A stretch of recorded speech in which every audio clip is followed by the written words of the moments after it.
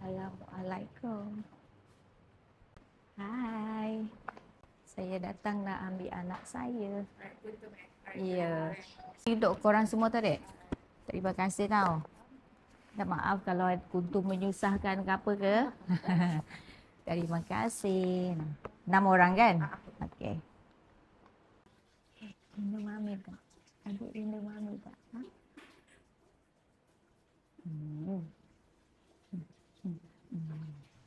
Sebab hari ni dia nampak susah nafas kan. Ha-ha. So bila kita withdraw memang ada air. Okey, faham. Ada nap kat rumah. Rumah ada nap. Kalau boleh bantu? Boleh. Bantu So ya? nap tu just guna normal biasa je, tak payah antibiotik Kalau apa Ventolin ada lagi bagus. Oh, Ventolin ada. Okey, faham. Untuk bukakan dia punya pernafasan kan? Sehari berapa kali? Sekali je. Sekali dalam 10 minit, 15 minit. Yes. Okey. 10 ke 15 minit bagus untuk dibantu. Boleh? Alright. Okey. So ni saya punya first time. Saya tak ada experience untuk FIP dan sekali dengan parvo. So saya memang perlukan guide daripada doktor untuk cara penjagaan dia. Makan dia kena tenaga. Dia perlu untuk FIP tu dia still continue sampai 84 hari, is it?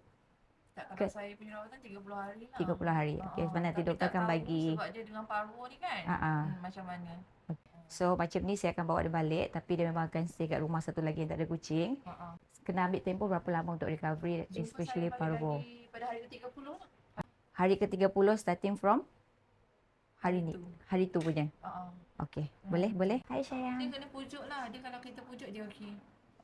Dia jenis yang manja. Dia memang sangat manja. Lepas tu dia suka nak jalan-jalan.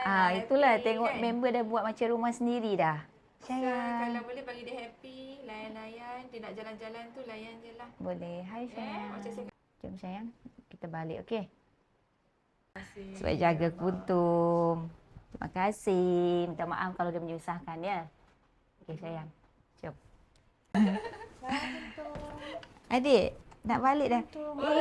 Laju. Pandailah dia. Dah, kita jumpa hari ke-30. Terima kasih doktor. Thank you, dek.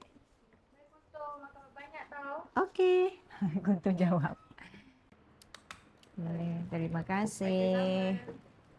Bye-bye. Oi, bangun terus. Thank you, dek. Kira salam kat Dr. Zura semua.